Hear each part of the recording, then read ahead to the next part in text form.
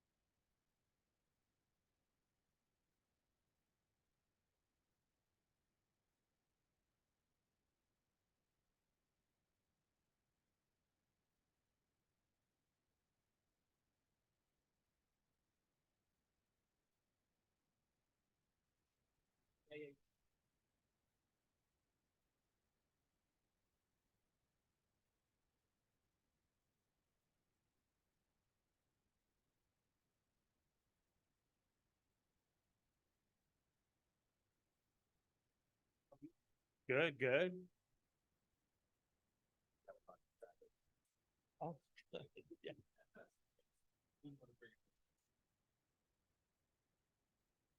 All righty. Thanks so much for coming.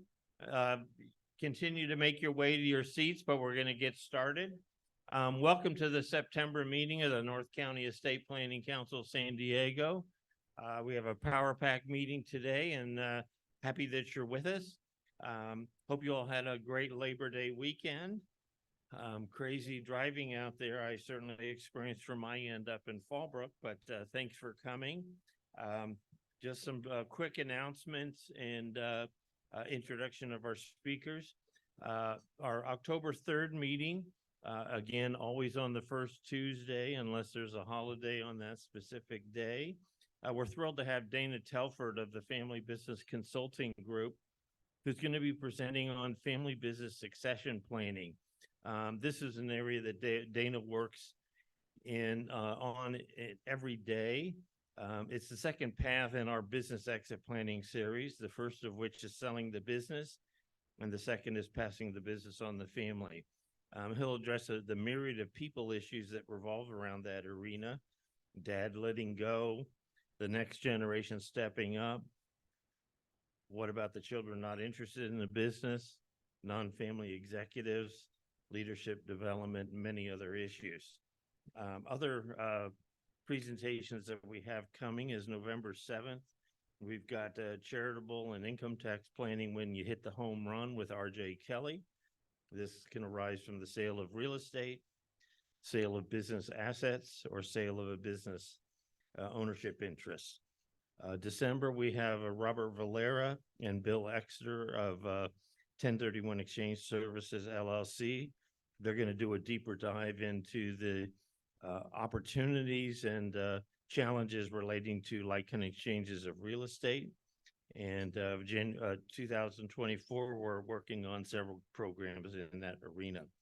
I certainly want to thank RJ Kelly of the Wealth Legacy Group, Inc., for suggesting a spotlight for our meetings on our favorite nonprofits.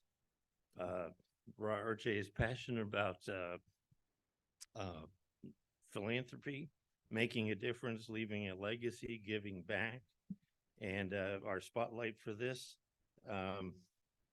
month is Center for Community Solutions, CCS, with Corey Austin, Chief Executive Officer.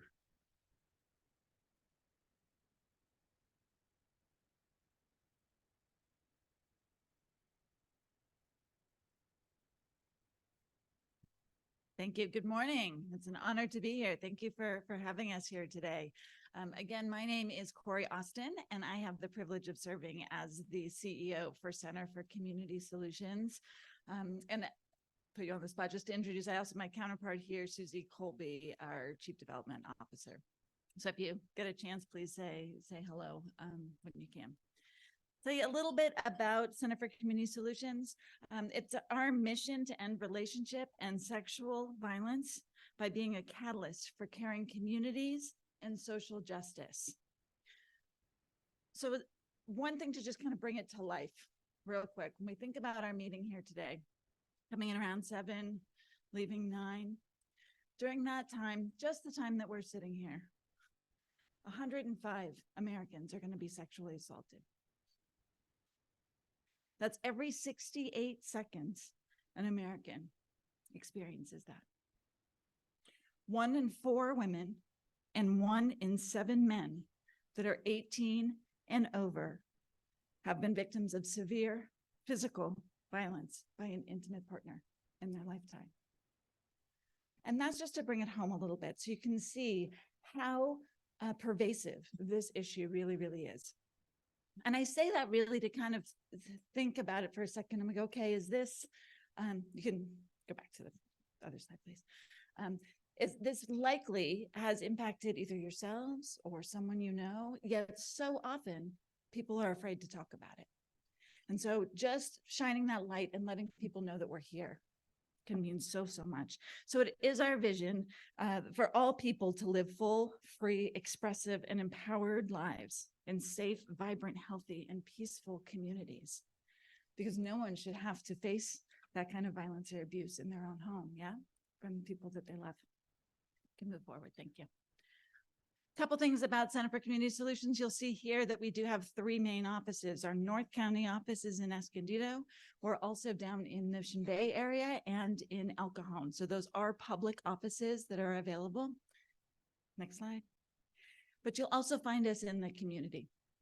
So we have on this side, we've got our residential locations. All of our residential locations are confidential locations. So this is somewhere where someone can go if they are in danger and they need safety planning and support to get back on their feet. We have both short-term and long-term, longer-term sheltering options for people. And then you'll see us out in the community. We are on site at San Diego State University, have been for many, many years. That was where we actually started our work. We're at the East County Courthouse, and we're also at One Safe Place in San Marcos, if you're familiar. So you'll find us there as well. And I think now at High Tech High in Point Loma, I need to update that slide. Next slide, thank you. Just want to give you, I know you have a busy agenda today, but I want to give you a highlight of some of the services that we do offer for the community. It's important to know that all of our services are completely confidential. They're at no charge. We speak multiple languages because, you know, anyone could come in with that kind of experience. And so it's a really diverse community that we live in. So we are prepared for that. And we're always survivor-centered. Our staff are not only trauma-informed, but all of our staff go through an intensive 66-hour training to become certified domestic violence and sexual assault counselors by the state of California. So we do have a team of trauma experts that are always available. Next slide. Just some quick overviews. Our hotline, we have a 24/7 hotline. It also serves as an intake line. Someone can call there for crisis intervention, support, any kind of referral they need. If they're thinking, is this really something that's happening to me? I just, you know, it feels wrong, whatever, they can talk it through. We are available 24/7. The other kind of crisis response that we're doing is our sexual assault response team. So anytime that someone is assaulted and ends up needing to get a forensic exam in the hospital, our advocates and volunteers are going to sit by their side. They're going to hold their hand during one of the most invasive experiences that they may go through. Yeah. And so we're always there to support people right in the height of the crisis. Next slide. Stepping out of that crisis, we have ongoing advocacy, where we're going to assist someone with an interview with the DA's office or law enforcement. We're going to help guide them through the system because it can be really kind of scary and intimidating for most of us, let alone someone who's recently gone through a traumatic event. So we're continually there and linking people to other kinds of services. And then we have our counseling team, again, specialized trauma experts. If you're familiar, we use techniques like EMDR, trauma-focused CBT, really short-term trauma-focused therapy by licensed and trainee clinicians so that we can do some short-term work. Amazing results that we're seeing in a very short period of time. And we also have support groups that are available both in person and online that are really popular, and those are both in English and Spanish. Thanks, thank you. I already mentioned our shelters briefly. Again, these are confidential locations, so you're not going to see those published. But these aren't what you think of as like when you think of a homeless kind of shelter, although the majority of the folks that come in would otherwise be homeless because they're often fleeing a scenario. They may have had experienced financial abuse. So it can be adults, kids, families, but they walk in and it's a very supportive environment with a playground and green grass and matching comforters. And they may stay with us for a month. Just really to get back on their feet, and we'll wrap around them with all of the services, comprehensive services we have available, while they just figure out what just happened to them, you know. We have attorneys on staff that specialize in family law and civil law. We can assist with restraining orders, give some guidance. We also do Title IX work. And some housing rights. And then our prevention education is one of the programs that I'm most proud of, really, because this is sort of the opposite. This is where we're going to focus on changing norms and societal beliefs before the harm ever happens. So in that sense, we are out in schools and out in communities and talking about healthy relationships and boundaries and how to build that kind of environment within your home and your community. We actually just this last week launched a youth-to-youth podcast. Some of the youth that we've been working with have created and led their own podcast that's really reaching out to other San Diego youth to talk about these kinds of issues and really change the norms before it has to be something that's ingrained. So that's pretty exciting. Thanks. So just to wrap it up, just to let you know the couple places that you can reach out to us specifically. If you yourself or you know someone who might need some services, please call our hotline. That is an intake line for us. And then interested in volunteering, that's our main number there, as well as our website. You can learn more about volunteering. And then I also wanted to make sure that you had both my name and Susie's name as well. If you're linking someone to opportunities where they might be wanting to donate or give in any in-kind way, we would be your best contacts for that. On your tables, there are some fast facts that'll tell you a lot about our services as well. So help yourself to those. And that is my presentation today, but we'll be here if you have any other questions or want to chat. Thank you very much.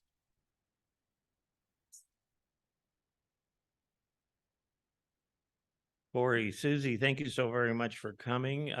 Certainly thanks to David. I was gonna do it for you. That'd be great. No, appreciate that. Just want to let you know my personal experience with CCS. It is a really incredible organization. I have been involved with the organization for about 15 years. I had one of my kids' nannies was actually sexually assaulted and confided in me one day, and it just touched me so much that I needed to get involved. And so I joined CCS and actually became chairman of the board of that organization during the financial crisis. And during that time, to watch that organization thrive and grow during one of the most difficult financial times we've ever seen was incredible. And now the organization is really on its feet and really has momentum. We have an amazing event every year called the Tea and Tonic. It's been at the Shell. It's been at the Del Mar. What's it called? The big one, the one in Del Mar, the Grand. Yep. We've had speakers from Gloria Steinem to Deborah Santana. It's an incredible event. And when you see it come up next year, hopefully you'll all attend with us. But just want to, again, express my thanks to Center for Community Solutions and the work that they do in the community. Sexual assault and domestic violence is incredibly prevalent, and they do an incredible job educating and preventing and exposing an issue that's really prevalent in our society. So thanks again, CCS, for being here, and please support this great organization. David, thank you for suggesting the spotlight. I really appreciate that. Our meeting sponsor today is Libby Tate, Director of Business Development at Windward Life Care, and she'll take it from here.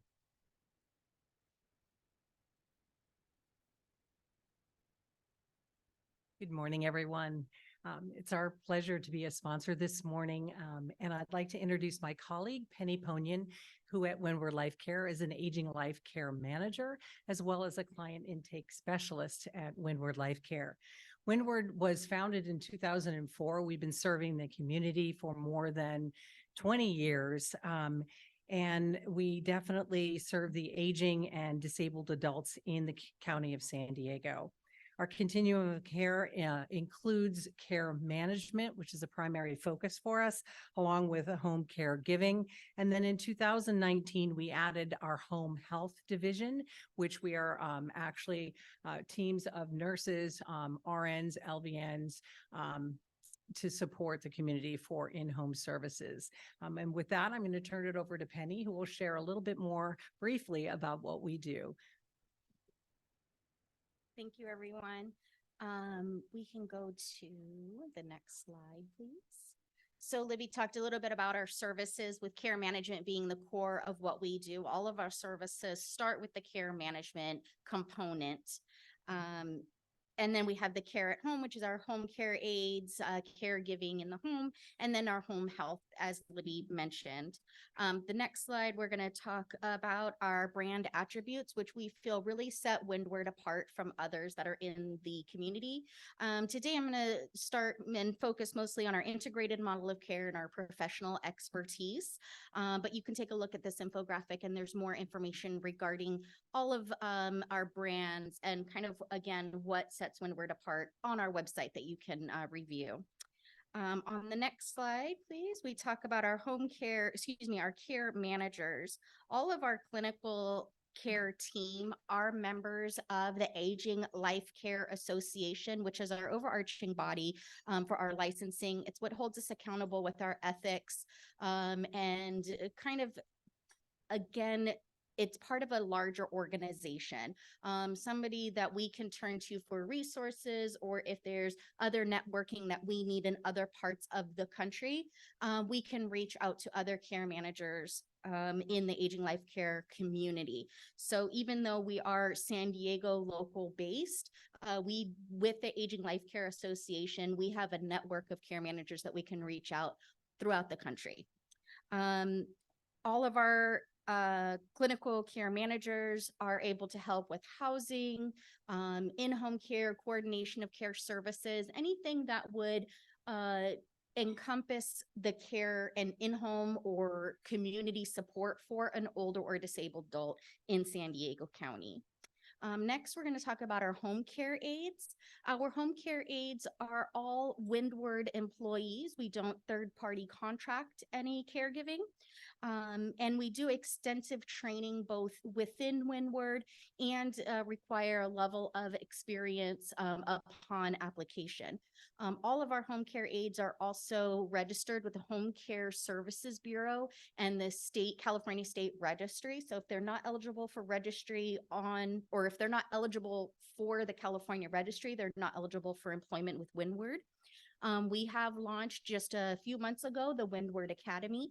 This is for caregivers who have maybe a lower level of in-home caregiving experience. Maybe they have another complementary type experience, but they want to gain skills. We do an extensive 26-hour training in order to train up caregivers. This started because of the caregiving crisis that we are experiencing here in San Diego, with the lack of availability and just the hiring crisis that we're experiencing. So Windward Academy, we can hire at a lower level of experience and then train up. We do also, all of our home care aides, regardless of experience, when they are hired on, they go through a Compass Care training, which has a large focus. And this is a full day of training, both the Compass Care, which is the educational and more of a classroom style. And they also get activities training and hands-on skills experience so that we can assess what that might look like for each caregiver. And then we have our after hours and on call. So all of our calls are answered by a Windward employee. We do not use a call center. So after hours, weekends, holidays, we have caregiving support with our on-call scheduling coordinators, and for our clients and family members, we do have an on-call care manager weekends, holidays, after hours, 24/7. There is always somebody that a client or caregiver is able to reach, so that our caregivers are not alone in the feeling alone in the community, because sometimes it can feel very lonely when they're out there at a client's home, especially living caregivers. If they need to reach out to somebody, there's somebody that they can speak to. And then really quickly, I'm just going to go through a couple of our kind of individualized services that we offer besides the in-home caregiving. We have a passport to wellness. This is for an older adult who may just be a planner. You see clients every day that we want estate planning. We want to come in and we want to plan for our future. Maybe they don't have children. They want to set up, or maybe they do have children, but they live out of country or out of state, and they want to plan for what comes next. Passport to Wellness is a great place for somebody to start. Usually a younger, older person that's just, again, looking for that planning and the what ifs. We can help them in order to coordinate that care. And then if there was an emergency or a healthcare crisis, it's easy to transition into our ongoing services. Next, we have the Windward Home Health. And again, this is our medical management program for in-home. Once Medicare days run out, or the in-home health, that might be through their insurance, maybe they need medication management, they have infusions, they need different ongoing nursing care that is no longer covered. Or again, with that medication management, maybe they're an older adult that's no longer able to manage their own medications. Our nurse care managers can come in and set up pill boxes, monitor their vitals, just kind of keep an extra eye on our clients, and do those either weekly or bi-weekly visits to check in and see how things are going and coordinate with their own healthcare physician. The next is just our contact information.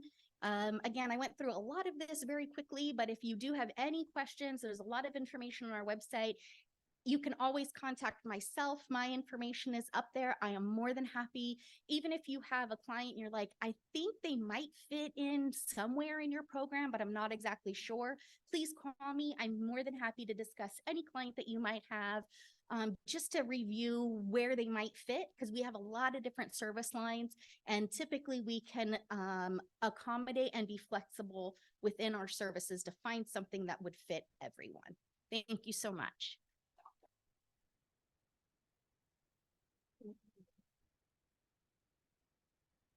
Penny, Libby, thank you so very much. A lot of great information on this broad wealth of services you provide. Thanks so much. I want to introduce real quickly Pete Tentler, talk about our trifectas, good way to network, and Pete is the master networker.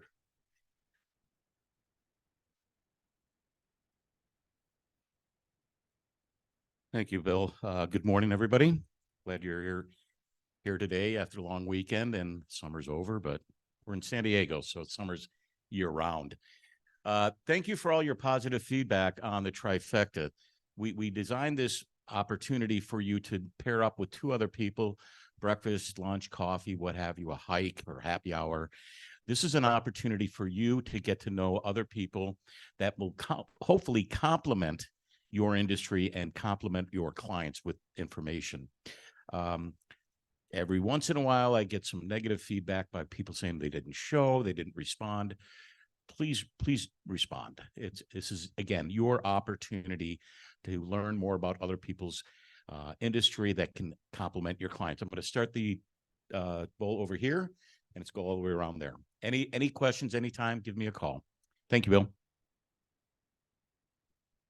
Pete, thank you so very much. It really is a great opportunity to kind of develop a deeper relationship with folks that aren't necessarily in your same business. Without any further ado, I want to introduce our speakers today. We've got a great topic. What is elder law? It's a giant wide topic, but we have the esteemed Phil Lindsley of San Diego Elder Law and Carly Serber Magno, pretty close, of San Diego Elder Law. Phil is just the nationally noted expert in this area, covers a broad range of topics. I think equally as expert in the special needs trust. And I'm going to get off the stage and let them come up and do their thing.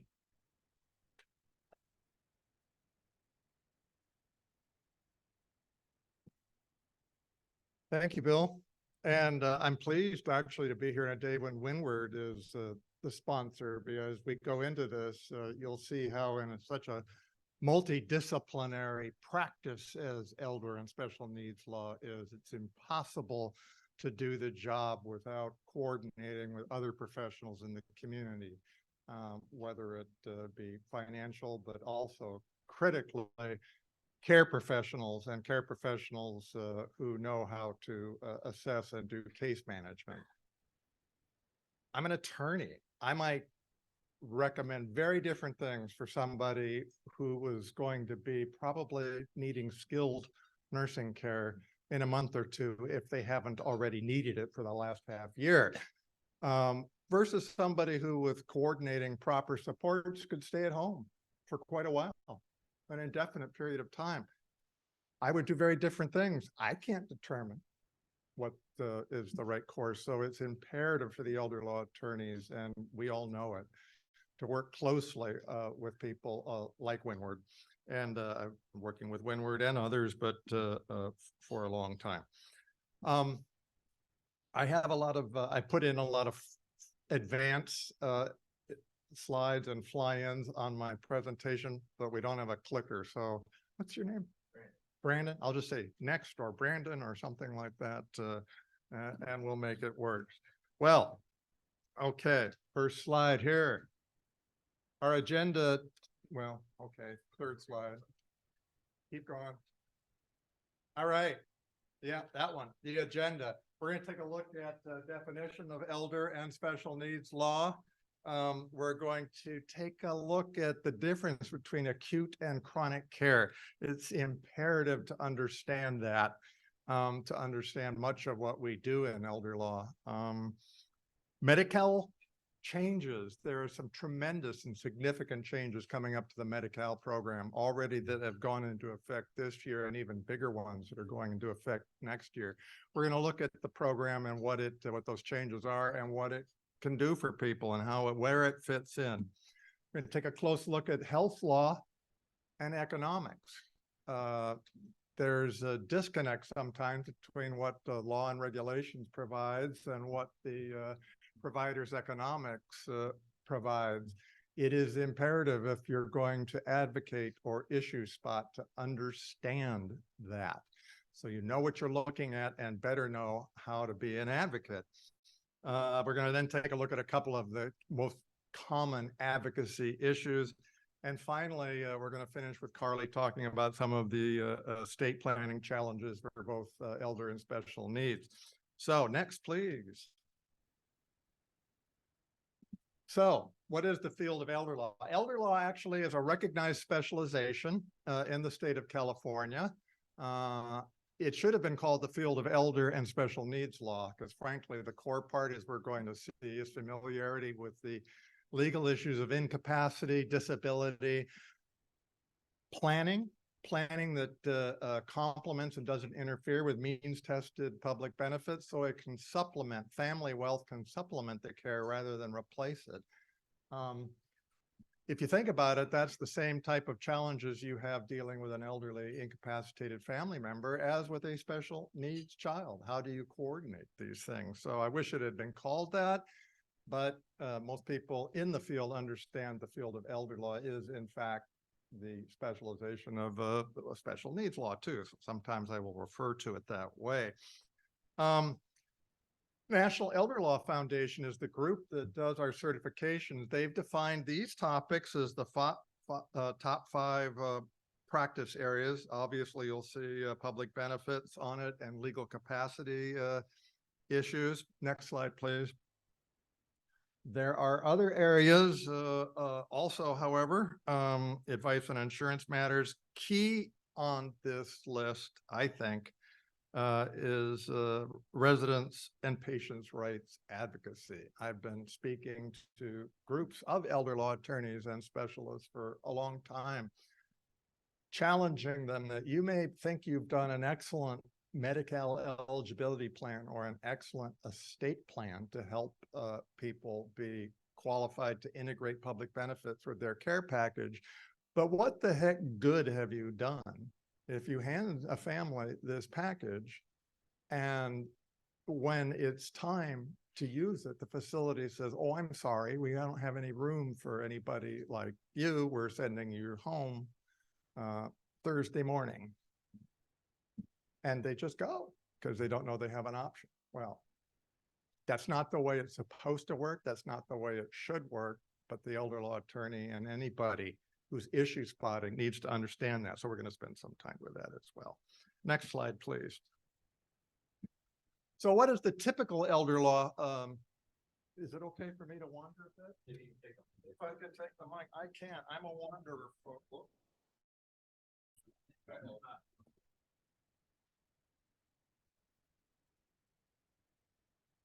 Michael Luck. Here in California, the typical elder law office will have a focus on Medi-Cal and other public benefits planning. That will include SSI and means tested programs, which is again why we are special needs folks, experts too. That could be preserving income from windfall. Somebody's on SSI or means tested benefits. They're getting a litigation settlement. Somebody did inadequate estate planning and they're getting an outright inheritance, which can create problems. Could have been done better. Special needs planning, again, preventing that type of whoopsie with families that come in and know they have a special needs challenge and want a plan that integrates and addresses the challenges of a special needs trust. Planning for and dealing with incapacity, you know, the probably the most common thing that people, when they call us, first say to our phone triage staff is, I need a power of attorney for my dad. You ask a couple of questions. Oh God, he has no idea what's going on. That's why we need a power of attorney. Why else would I need a power of attorney? Do you have one? No. Well, okay, that bus left the station, didn't it? But we know that that's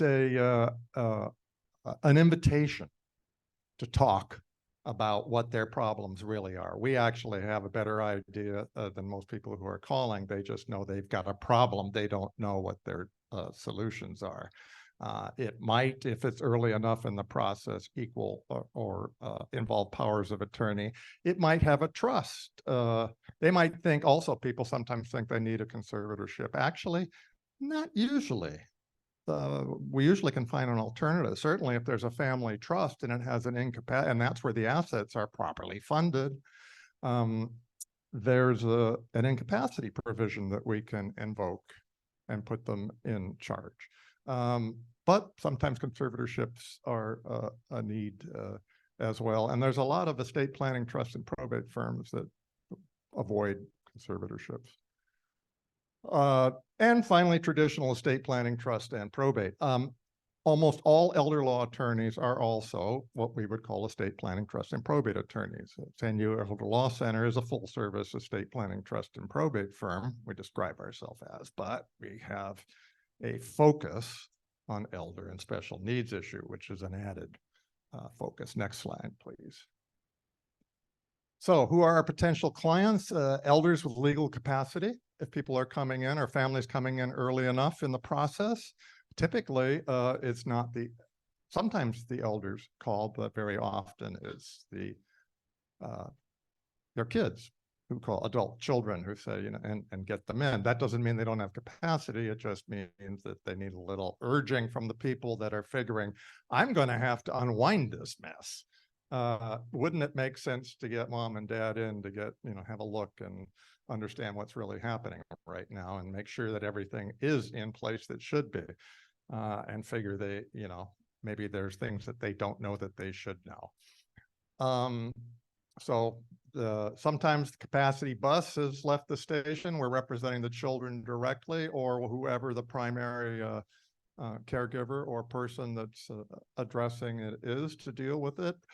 A lot of professional fiduciaries get involved. We represent several of those, and sometimes other professionals directly just want some help in issue spotting. Typically, when professionals call us, we will donate some time just to kind of work you through your questions, and we welcome your questions. I mean, if it's a lot more involved. But, you know, I consider this as part of what we do and the time that we donate to all of you. So we, frankly, as a business thing, stay top of mind for when you do have a client that needs to come and see us. So don't hesitate to ever call. Okay, next slide. So I said our agenda next. What is older? Acute versus chronic care. So let's take a look at this. This is an important threshold issue to get down. Next, please. You need to know the difference between acute and chronic care. Why? Because there's little support out there in the community for chronic care issues, and people, until they face that, don't really understand that both Medicare and your health insurance are acute care packages with minimal, if anything, support with the challenges of somebody that is dealing with a long-term chronic condition. Important to understand. Next. So acute care is reactive, responding. That's okay. No, you can go ahead. My metaphor for an acute care crisis is an escalator. You break your leg, you have a heart attack, your father has a stroke. You don't need to know much. You need to get the ambulance or get him in a car, get him to the hospital. Once he's there, you know, it's like an escalator. You know, they know what they're doing, and he just is taken care of. And two people come in the same day, they'll have the similar type of triaging and testing and all of that. System is set up for that. Next slide. You got a chronic care condition, it's not like an escalator. It's more like it being the base of a wilderness trail with a torn, dusty, dirty map that you spilled coffee on last time you were hiking. Is very hard to understand. And without that map, you don't know what you're doing. Next, please. So we got a lot of people come into the office, and again, all they know is that they are finally overwhelmed. The primary caregiver, we have to have Kleenex boxes in every consult room. And sometimes that's just where the breakdown happens. Mom maybe has been taking care of dad for a long time, maybe too long. He may weigh 225 pounds, needs help transferring. Mom weighs 110. And is getting more and more confused, and it's getting worse and worse. And it has been for a while. Whatever the scenario is, next slide. They'll find themselves in a confusing maze that overwhelms them, and particularly the primary caregiver. And we know we're always concerned about identifying and protecting and supporting the primary caregiver, because when that child, that parent, that friend falls apart, if they're allowed to fall apart, if they don't have some life balance and supports, then everything crumbles, right? Next. So what are the long-term care options? Well, most of us would like to stay at home as long as possible. I know I would. Sometimes it'll get to a point where the primary caregiver can't really do that, or shouldn't try to do that anymore without supportive services. That's fine and well. Independent living is a care level, not if somebody's got a home, not often used. The two most common RCFEs, which stands for residential care facilities for the elderly, and more commonly known as either assisted living or board and care. Memory care facilities are in there too. We'll talk about that in a moment. And at the top of this, there are skilled nursing facilities. Now, these skilled nursing facility is a medical facility.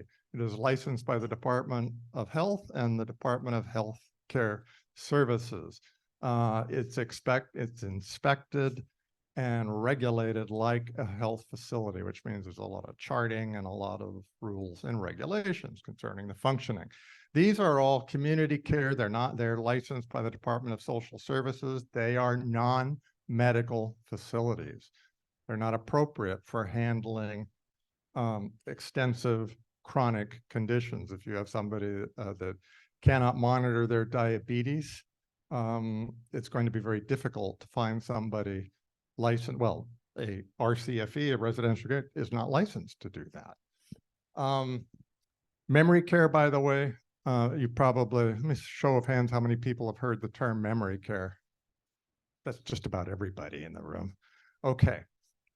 Memory care is not a skilled nursing. It's a RCFE. It is an assisted living facility. There is no licensing, different licensing. They're a residential care facility.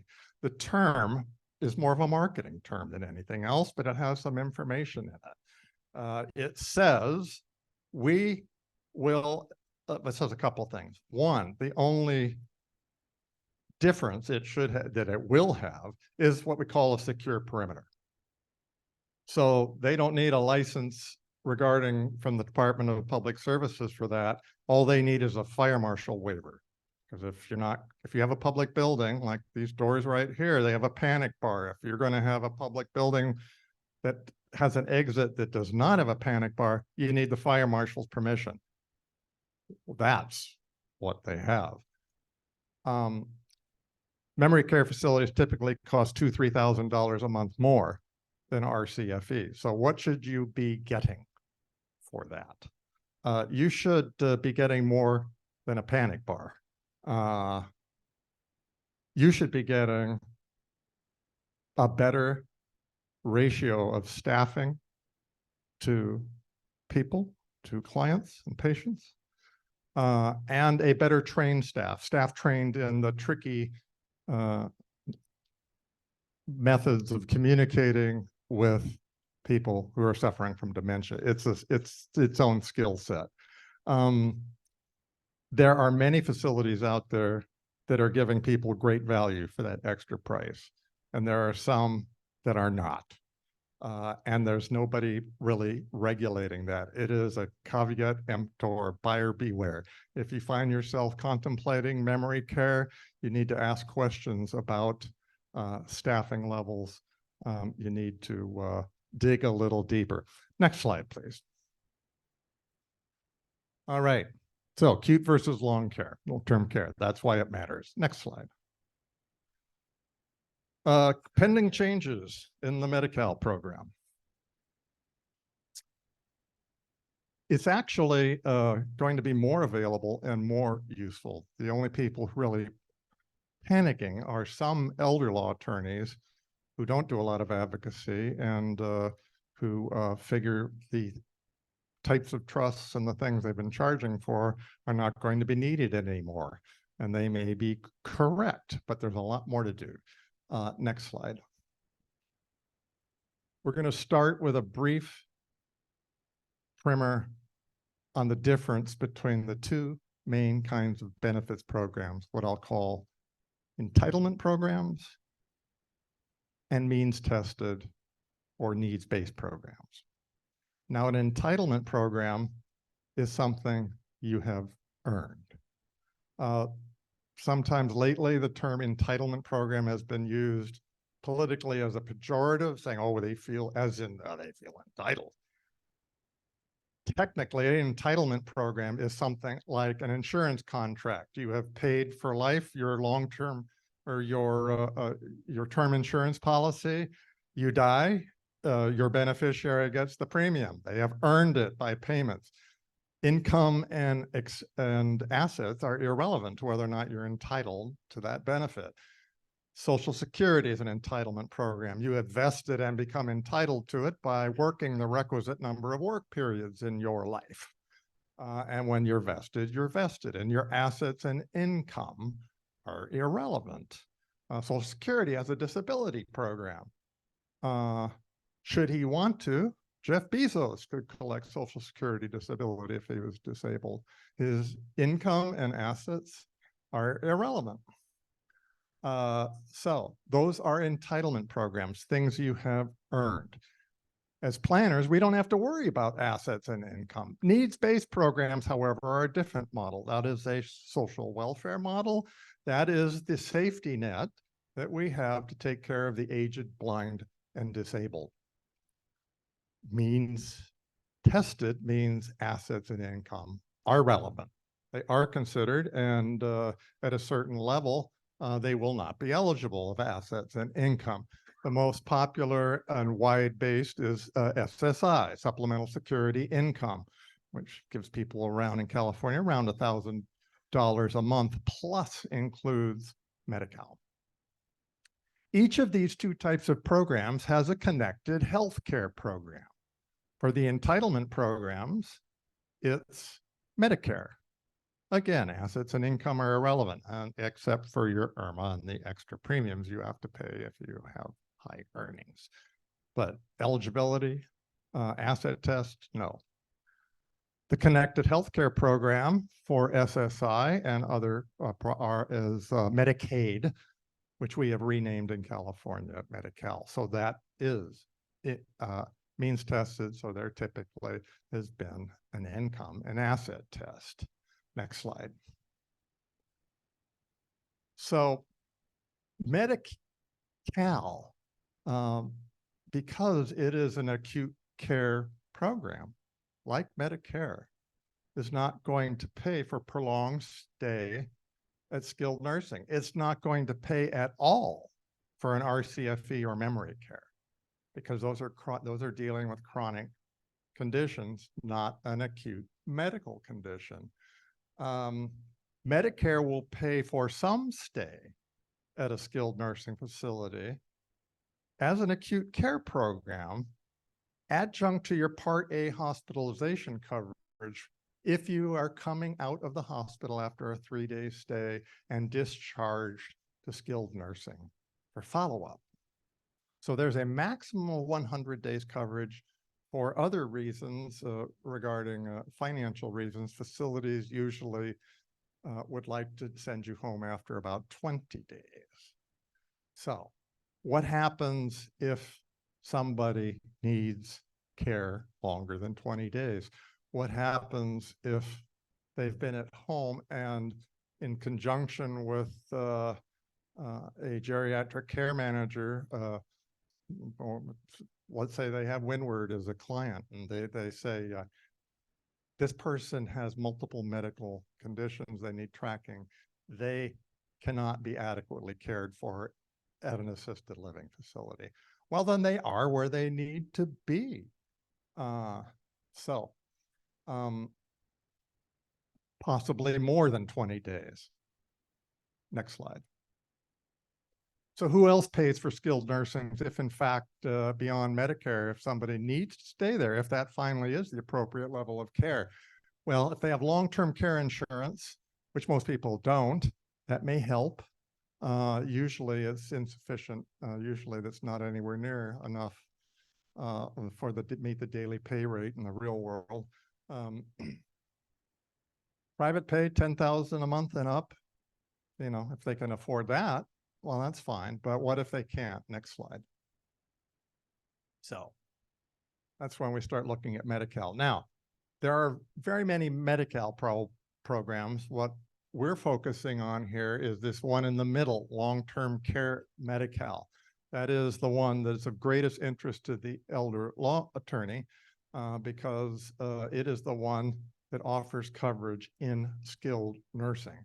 It has always been a unique program, and it will remain a unique program valuable to the consumer because it does pay for room and board at a skilled nursing facility.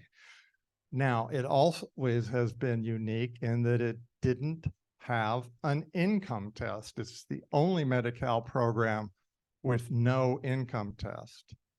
It's irrelevant how much you make. It has always been an asset test alone. No more than $2,000 prior to this year. Countable assets, yes, there were a lot of exempt assets that weren't counted, but for those that were, no more than 2,000. There was a spousal allowance. And this year, the 2,000 went up to 130,000. But next year, it's disappearing entirely. The reason I say there's no income test is they use income instead to determine what's known as share of cost. That is the amount that you should contribute on a formula.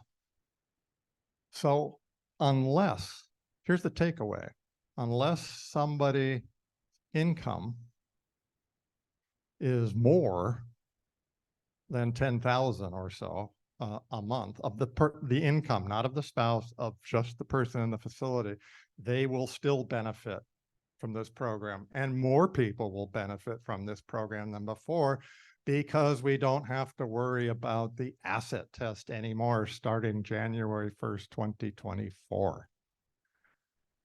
There are what we call HCBS programs that do offer some services in the community. And there is community-based Medi-Cal, which has for low-income people. Again, none of those other programs will pay for care in a skilled nursing facility, and none of them, except potentially the assisted living waiver program, will pay for care in any other type of facility either. And by the way, the assisted living waiver, there's not many people that take it. It's underfunded. It's got a long waiting list. It's kind of vapor. Next slide. So long-term care Medi-Cal, I've been talking about it for years. I'm not going to stop because it's not going away. And even though the program's changing with no asset test, that just makes it does give less income opportunities for on document planning for some elder law attorneys, but it's even better for the consumer. Not a poverty-based program. Because of the lack of an income test, there'll just be a calculation of share of cost, which almost always will be significantly less than private paying. There is, okay, next slide. So why would people want this program? Well, again, as I said, the share of cost, it's going to be significantly less for almost everybody than private paying. It is based solely on the income of the person in the facility. If they are married, not a penny of the spouse's income can be counted. Plus, if the spouse has low income, and they define low right now as a sum close to $4,000, you get to assign the institutionalized spouse's income over to the community at home spouse until they're up to that level before any calculation for share of costs. And there's other offsets. The takeaway is the share of costs is going to be less than the actual income of the person. So one thing you know is that you will be able to pay for it without dipping into assets. I'll repeat that because that for anybody out here who's a financial planner or a CPA, if they're on this program, you know that their obligation will be met through their income. Will not have to liquidate assets. That's how the program was designed.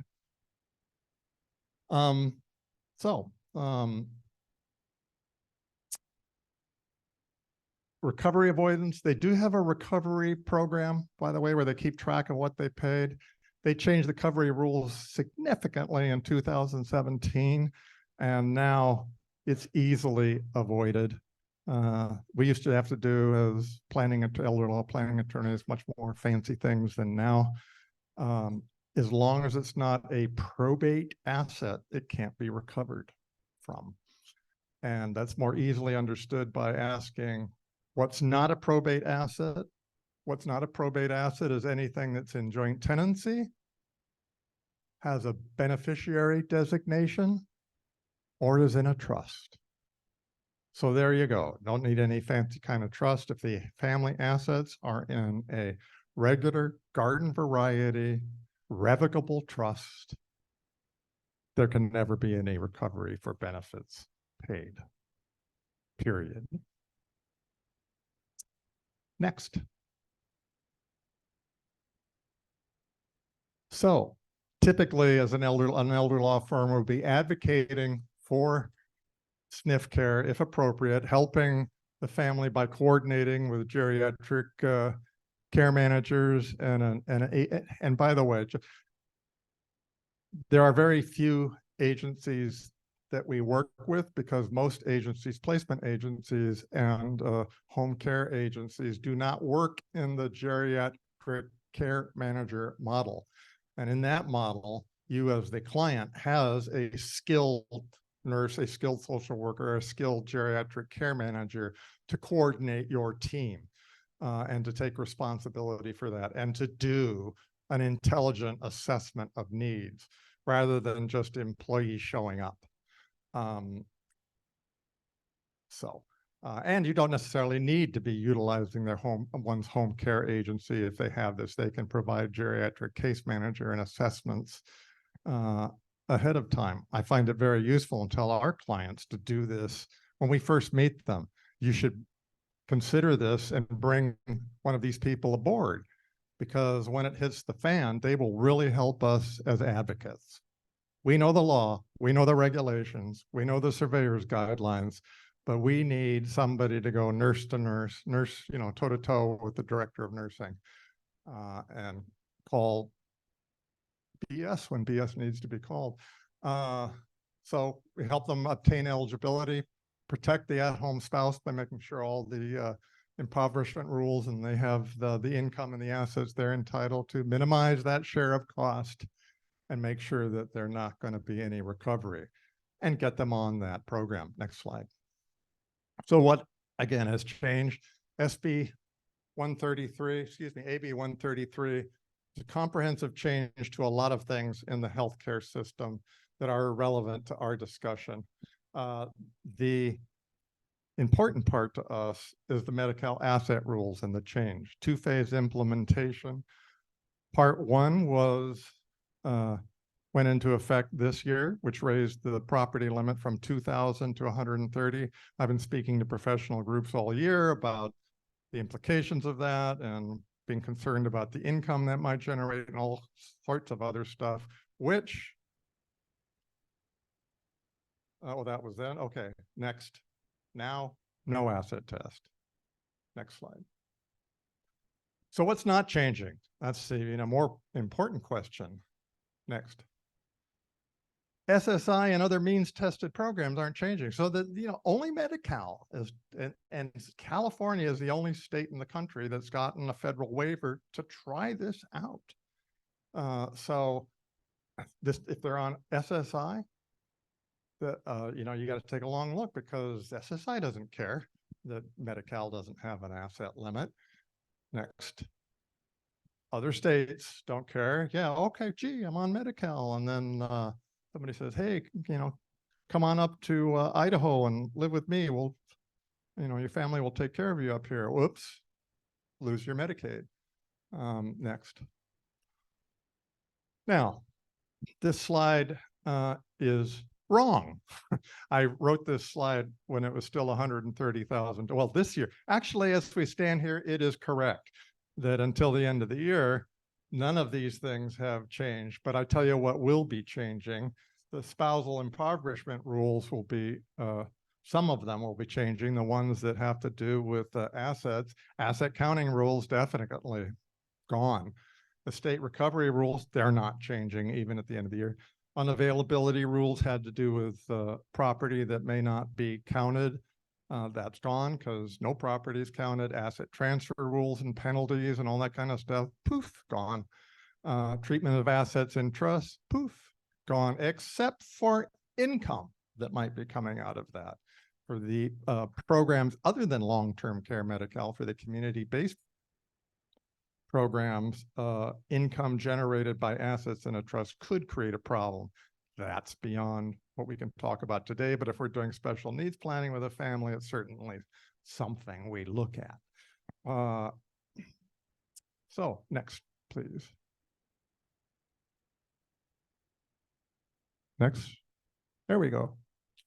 So as I said, still got to consider the impact on other programs.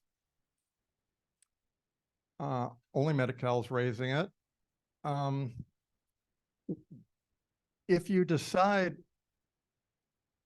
it's going to be a very fact-based, individual family decision about whether or not, if somebody's, let's say, on SSI, whether or not they're going to decide to give up the SSI and just go with the Medi-Cal unlimited asset. Consider SSI right now is around $1,000 a month, rounding it off. If somebody's in their 20s, that could be $600,000-$700,000 over a lifetime. That's a lot to take off the table. On the other hand, if they have other income and they're only getting $80 a month from SSI, one of the reasons people were always wanting to hold on to that program is as long as you were paying $1 of SSI, you got full scope Medi-Cal. Well, now in California, you can get full scope Medi-Cal, period, after the first without any asset test. So that's not a reason, may not be a reason for some people to keep their SSI. So it will become a case-by-case financial decision.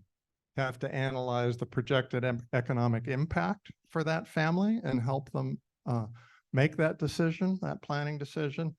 Convenience, the convenience of not having to worry about SSI's asset tests and how they track income.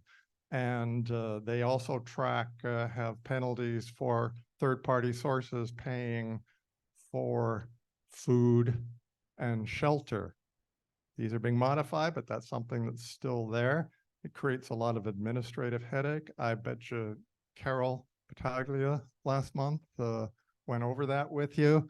You may just decide, heck with that. But again, to say heck with that, you have to have an understanding of how much you're saying to heck with, right? And also there's emotional considerations. I have found an awful lot of people who have had SSI all their lives kind of look at it as part of their, I mean, they feel very nervous when you talk about not having it anymore. So if you have somebody that's, say, on the autism spectrum, and you're talking about a significant change in their lives, there's going to be some pushback beyond just considering the projected economic impact.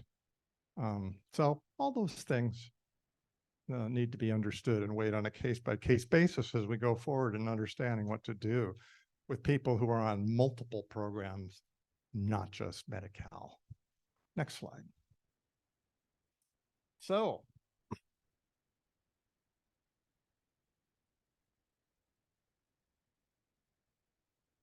okay.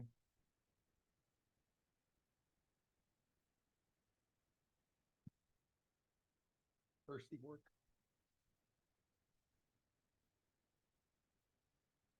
Button. Next, yeah, there's a fly in. Okay. One of my favorite topics, healthcare law versus economic. So we've talked about the long-term care Medi-Cal program and how much impact it can have from families and how that's not going away. How does that work? Next slide.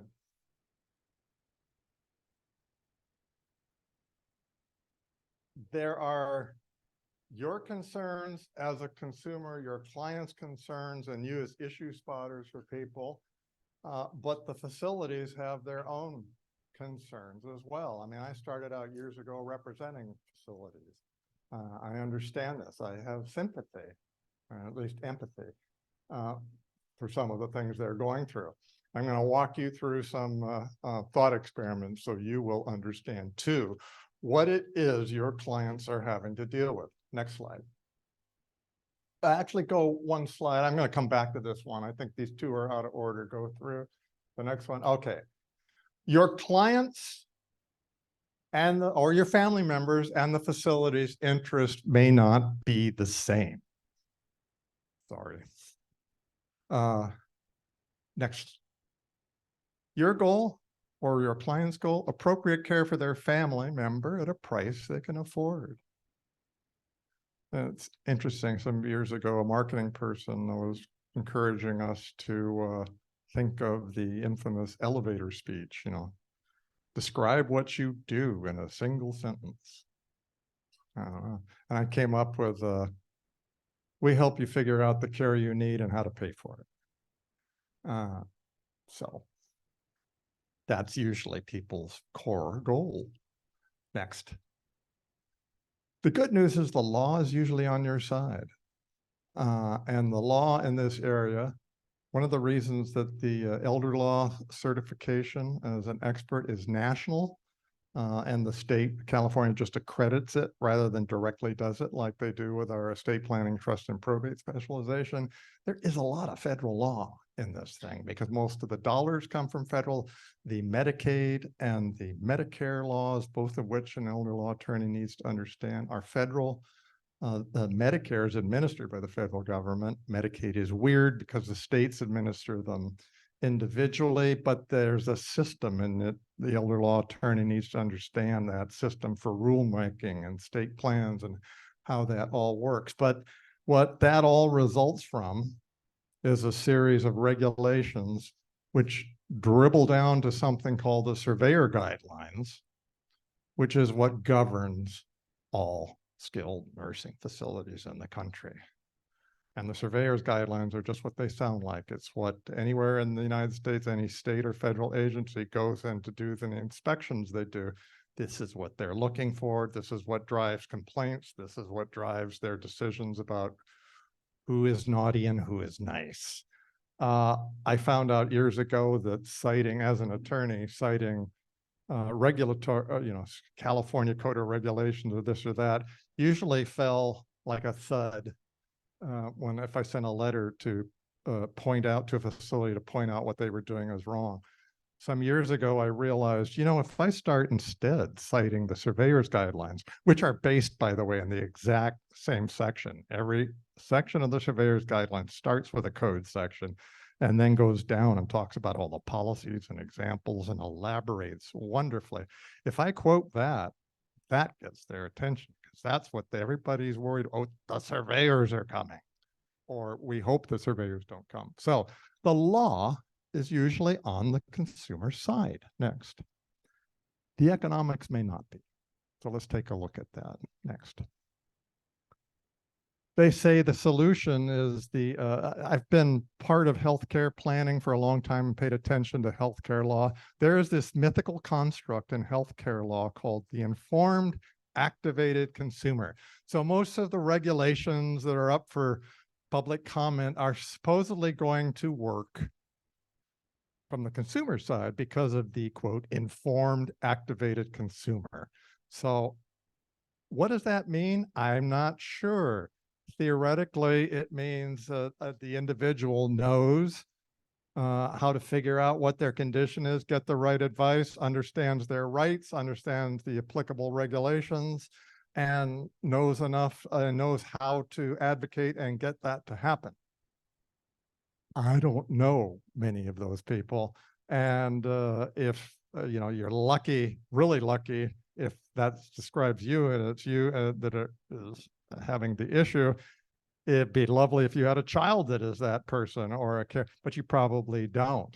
This is why, again, I go back to the problems of chronic care, because without an advocate, without either being an informed, activated consumer or having somebody that has that skill set in your family or as a friend, you need to put it together, or your clients will best benefit by that being put together by a team approach. So let's go back to the prior slide. All right, you can just leave. You don't have to walk it back so thought experiment. You are the administrator for a skilled nursing facility. This is your job. You make what pays your mortgage, what puts food on the table in your family. It's the best job you've had. Your facility, like most of them, is owned by a corporation or a hedge fund. or private equity. When I started this, they were most family and locally owned. That is hardly ever seen anymore. The industry has been pretty much swept by private equity and corporate entities. So you do well to remember the Friedman Doctrine, which said that the only legitimate ethical consideration for a corporation is shareholder profit.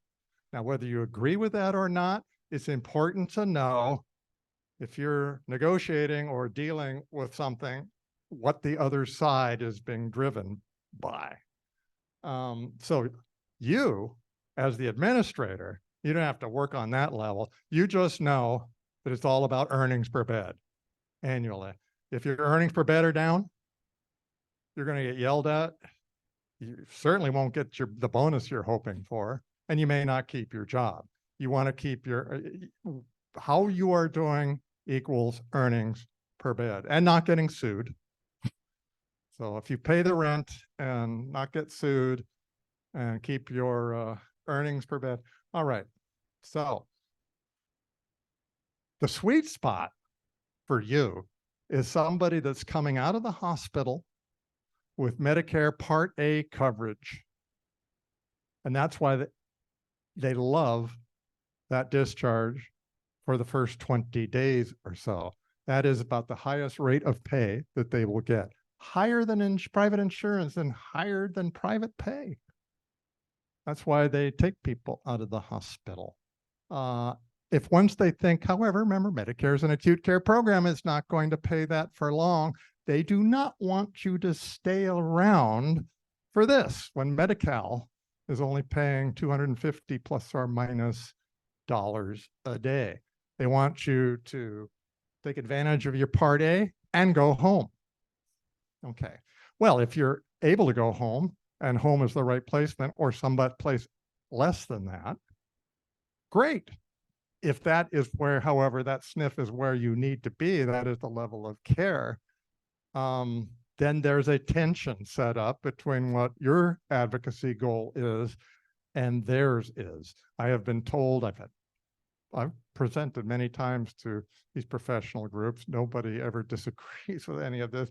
I've had administrators come up and say, you know, actually, if somebody leaves, I would rather send somebody home and keep that bed empty for as long as a week, waiting for another one of these rather than to allow somebody to convert to Medi-Cal. So that's the economics. Next slide. Okay. No, that's, okay. So most discharges are coded as voluntary, which means when it gets towards that 20 days and you're the administrator, you have your social workers or somebody go out and say, we're sending your dad home tomorrow or Thursday, be here. And you didn't know, you don't know you have an option. Well, that's coded as a voluntary discharge. It shouldn't be, but it invariably is. There is voluntary and involuntary discharges. If it's an involuntary discharge, there are very, very limited reasons under state and federal law that they can discharge you. Changing to Medi-Cal is not expressly not one of those reasons. And also, you know, you have bed hold rights and understand most facilities, not all, but the vast majority of skilled nursing facilities do accept Medi-Cal. So they are subject to these rules. Next slide. So one thing to know, kind of overarches is something called the Nursing Home Reform Act, federal law, incumbent on every state. A nursing facility, this is the prime directive, but all the other regulations naturally flow from this. And this is why I say, you know, this is on the consumer side. A nursing facility must provide services and activities to attain or maintain the highest practicable physical, mental, and psychosocial functioning of each resident. In other words, not one size fits all. Each residence in accordance to a written care of plan, which must be developed within 14 days of admission, revised periodically, and must be developed in consultation with family and advocates. How often do you think that happens? Next.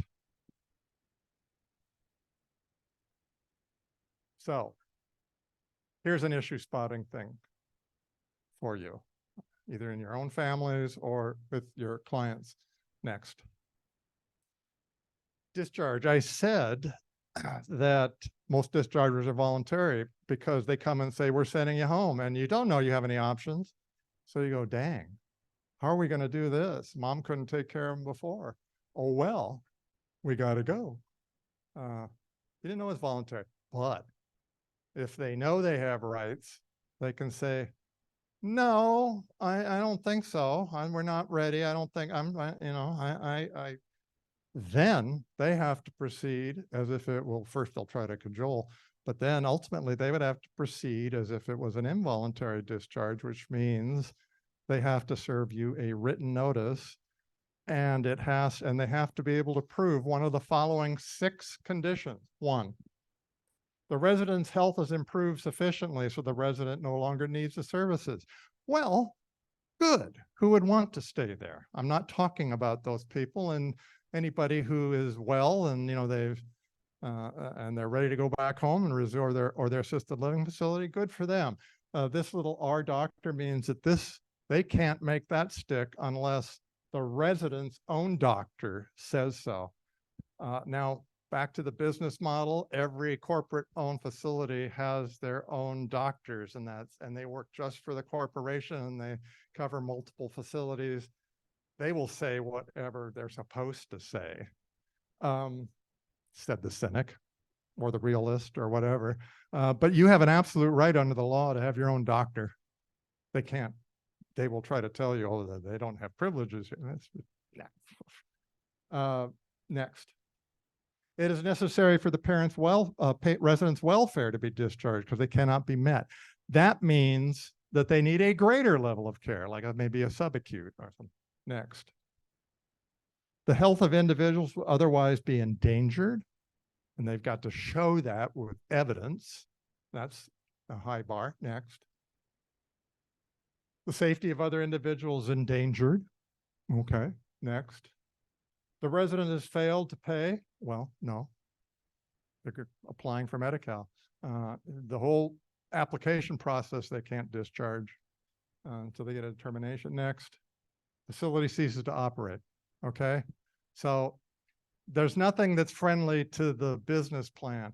But you can imagine if, again, back to my thought experiment, you're the administrator. You don't want people to stay and convert.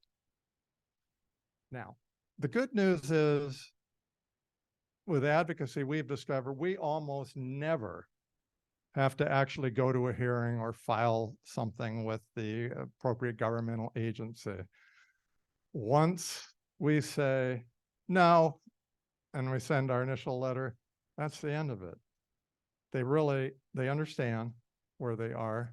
They lost a bed. And then they move on to the next because, they got 2 other people to say, we're sending you home on Thursday. So this is why again, chronic care, quality of advocacy matters.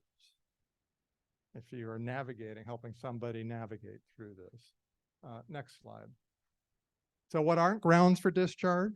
What aren't on that list? Next. We don't have any custodial beds, or we are only a rehabilitation facility. Both of these are BS. There is no such thing as a custodial bed, and there is no such thing as a rehabilitation. They're all licensed as skilled nursing facilities. Next. Medicare isn't paying anymore. Well, that may be true, but that's not a discharge reason. Get another form of payment in there. Next. Conversion to Medi-Cal. Clearly, the law expressly spells that out.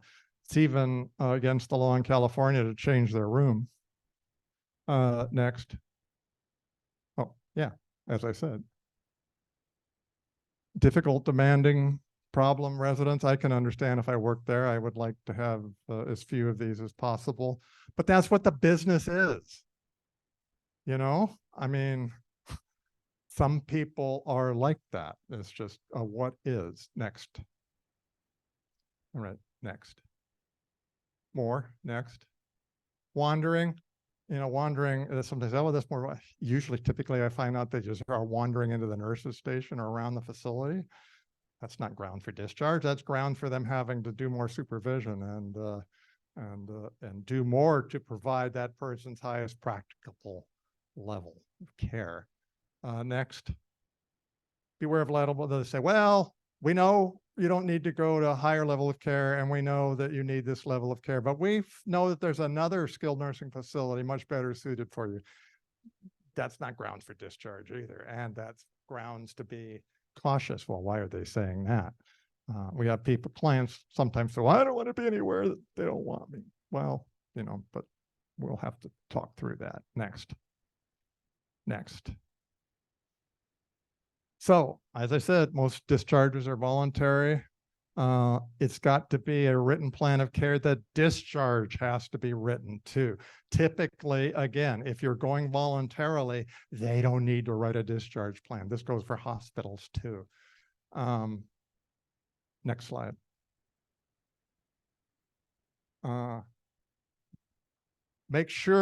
Family needs to make sure the facility knows any problems and the history right up front. Some of them, and hospitals are guilty of this too, kind of act like they don't want to know. Because if you tell them, well, here's what was happening at home, and it's something that they're now going to have to plan for, discharge planners are busy. But if there's an issue that's important to your family or your clients, make them own it. You say they might want to plug their ears. No. Tell them about it. Then they're going to have to deal with that and include it in their plan. Next. Proper discharge planning, adequately documented.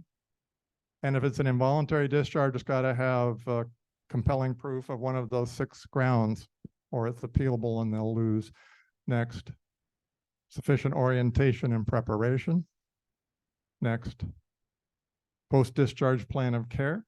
Development consultation with family or representatives. Again, none of this applies if you just say, if they say, we're sending you home Thursday, and you go, okay, next. That's okay. We have a article, and we can send you a copy of it if you want, called Just Say No. Or, no's not always appropriate. Sometimes you want to bring somebody home, but at least say, well, wait a minute. Let's talk. Let's analyze this a little more careful. All right. Here's some more of the grounds of discharge planning. Next. Let's skip this. Has to be written requirements. Next.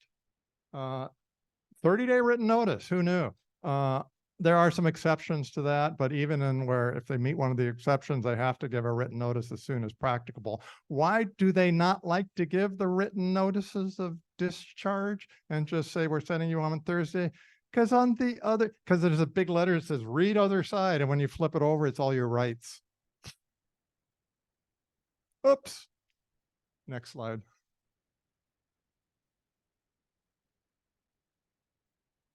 Yes.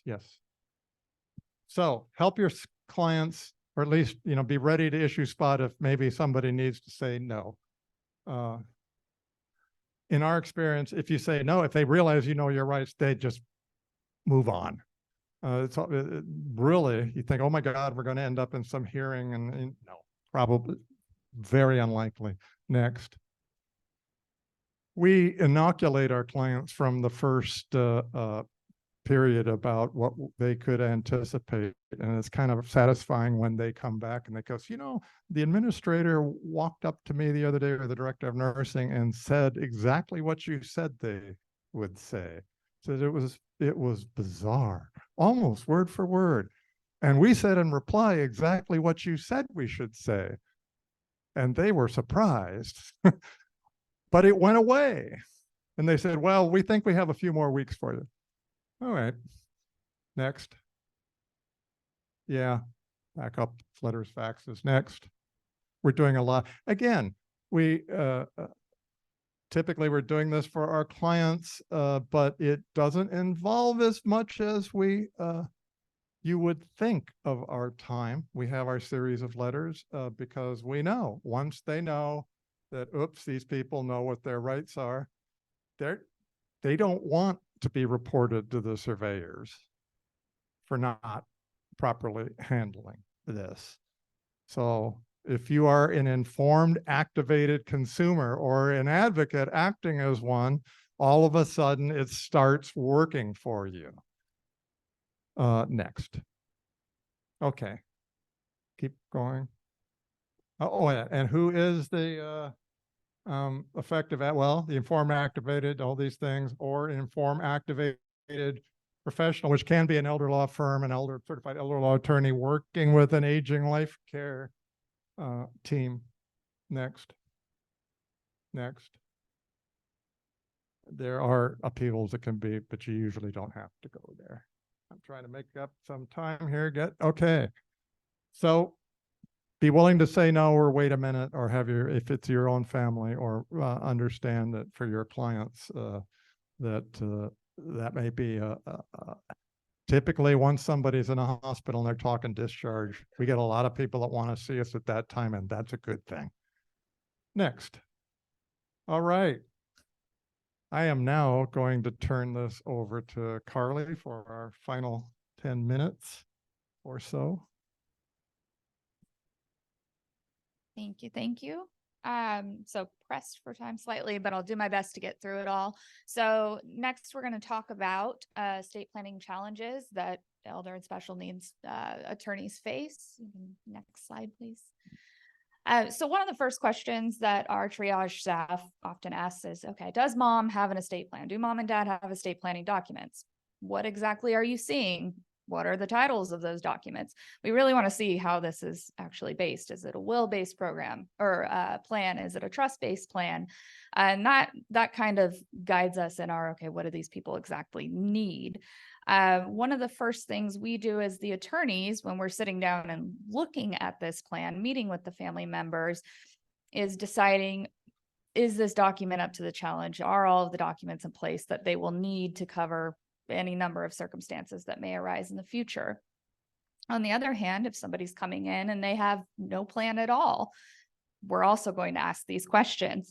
So if there is an existing plan, one of the first things we're looking at is, are there actually assets funded into this trust? One of the most frustrating things I see, because we also administer trusts, are empty trusts. We can get where we need to be, but often that's a big problem. Does this old trust that was drafted 30, 35 years ago have unnecessary AB mandatory split provisions? That can be problematic. Is the trustee, whether they're already in the trust document or we're planning, is that person appropriate? What do we mean by that? Well, did mom and dad just name the eldest child because they're the eldest child and they would have been aggrieved had you done otherwise? Maybe back then that was a good idea. Maybe moving forward, not such a great idea. Also, does the plan address family problems? What we so often do when we are planning is we ask open-ended questions. We like to get people talking. We like to hear tone in their voice when they talk about one child over the other. A lot of folks just say, oh, my kids will handle it, it's great. And then you start really digging down deep and you realize, oh, these kids, it's going to be a mess. It's going to be an absolute nightmare. So we really reality test this with our clients. Obviously, ideally, we can do that in advance of actually having to utilize these documents, but sometimes we're just left to deal with that. Next, please. So, thank you. Estate planning for the special needs family. There are some additional considerations. I'm going to kind of fly through these, but again, largest goal being, how do we preserve their access to public benefits? While in the past, a large focus was on Medi-Cal, as Phil covered, there are other means tested programs that we do have to pay attention to. some folks, really were able to put a lot of customization into our documents, making sure that there's a team approach, there's flexibility, that these documents can last, 50, 60, 70 years after mom and dad are gone and their 20-year-old child with a developmental disability carries on. What does that look like? It could be a network of family members, friends, care folks that can chime in. Do they have the necessary authority in the estate plan? Can they hire a care manager to come in and help direct the trustee, advise the trustee, if you will? Where are some community resources available to the family to care for this individual? Next, please. So again, Phil did kind of touch on this, but your garden variety revocable living trust that mom and dad set up leaves things, to kids outright or just in a general needs trust, that will not protect assets for SSI calculations, any other means tested public benefits programs. However, special needs trust drafted properly can provide adequate protection without jeopardizing access to those public benefits. And obviously, this is, again, like Phil said, very fact-driven. What kind of resources do we anticipate this beneficiary having available to them?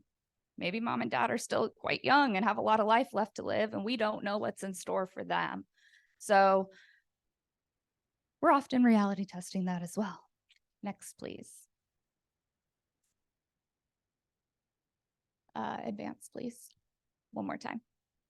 So there's two basic types of special needs trusts. We have our third-party special needs trusts. These trusts are established by somebody other than the disabled individual, parents, grandparents, aunts, uncles, whomever. It's funded with their assets. The disabled individual's assets do not go into this trust. Oftentimes, I would say, well, no, actually, every single trust that leaves our office has at least a standby contingent third-party special needs trust, just in case the unknown happens. But if I have a client who comes in and says, my son, he's developmentally disabled, we want to make sure he has access to everything he may need in the future, oftentimes we'll do a sub-trust for that child. You can achieve this doing it as a standalone third-party special needs trust. There are often reasons to do that. Either the family, the parents want to pressure test the trust ahead of time, see if the trustee can actually rise to the occasion. Other ways, other times we'll have grandparents that want to contribute substantially ahead of time, maybe want those assets kind of cordoned off. And then one nice benefit of the third-party special needs trust is there's no payback requirement. There's no requirement under the law that there be a provision in there that says when this beneficiary dies, anything owed to public benefits Medi-Cal must be paid back.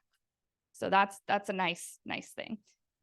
However, sometimes, depending on the circumstances, setting up a first-party special needs trust may be unavoidable.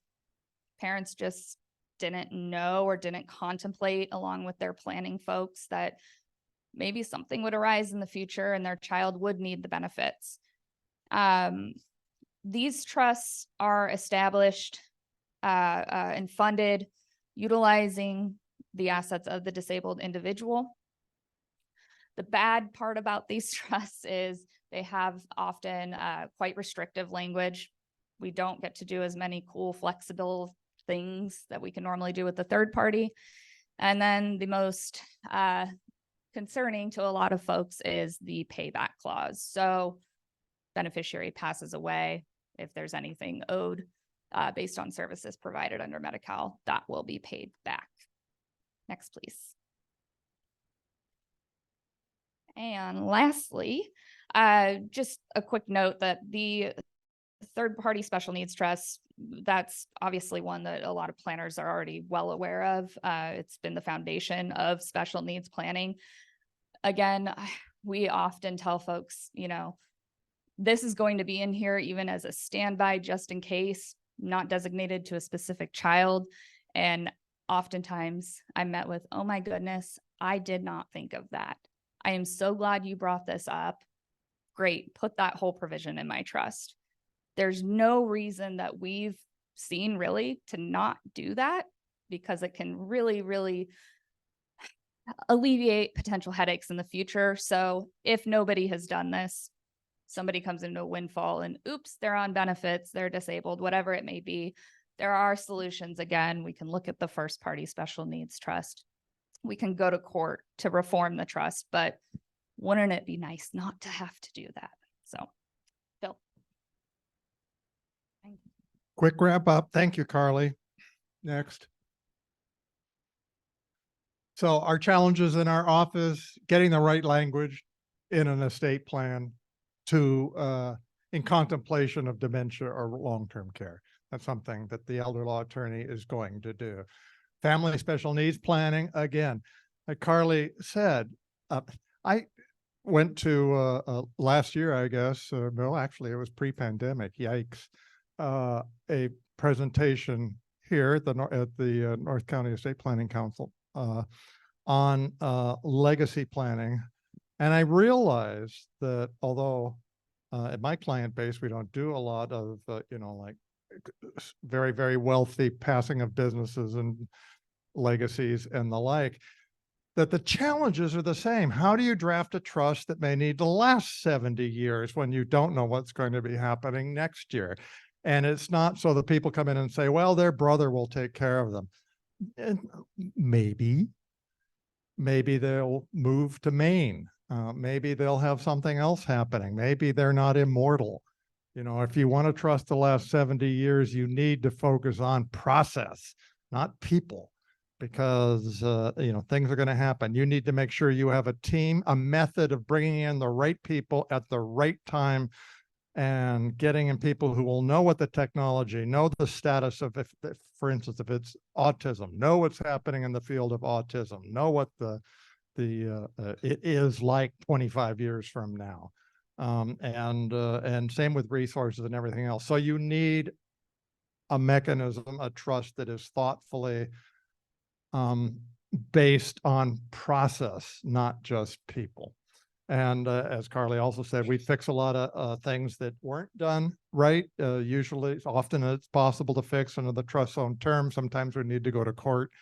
Yeah, we do what we have to do. Next. So you folks as professionals learn to issue spot for people who are without facing these types of challenges, either special needs or incapacity and needs of long-term care without planning documents, facing discharge or, you are where the rubber meets the road. You may have a client that you've dealt with for 20 years and recently you're getting some phone calls and things and you're worried. So families dealing with the challenges of incapacity or disability or needs of special needs planning. Again, every attorney out there has a special needs trust in their form book or in their program. The real trick is knowing how and why and setting up the right team and getting the right mechanism in there to make it an effective one that will last that 70 years next. Okay, so other help, finding elder law attorneys and finding geriatric care managers. For elder law attorneys, certified elder law attorneys can be found through the National Elder Law Foundation website. There's another organization, National Academy of Elder Law Attorneys, also has a good website. Actually, it's easier to search. They do not list only CELAs, but you can filter for certified elder law attorneys, or they will designate who is a certified elder law attorney. Not all people who call them, bar doesn't care what you call yourself, unless you can only be disciplined if you screw something up and somebody complains. I could call myself a bankruptcy attorney. They don't care. I've never done a bankruptcy in my life. There are some people out there who say they're elder law attorneys who I don't think you benefit from, but there's many who are good ones. This is how you help work that out. And final slide or next slide. For life care managers to work with Aging Life Care Association, which was referenced by Libby and Penny, And if anybody ever has a question about that, you can call us or any other elder law attorney. They will have life care people, planning people that they work with and can recommend to you. Next. Yay. Thank you, Bill. Thanks so much, Phil and Carly. Thank you very much. Obviously, these are the experts. And in my experience over the years, this is not a world of elder law or special needs for dabblers. And of course, advocacy is certainly key. Available to ask questions. They're available to all of us, and certainly do reach out for them. Certainly just a heads up, October 3rd is our next meeting. That's going to be with Dana Telford of the Family Business Consulting Group, speaking on family business succession planning, which is filled with a myriad of people issues. Thanks so much for coming, and we'll see you next month.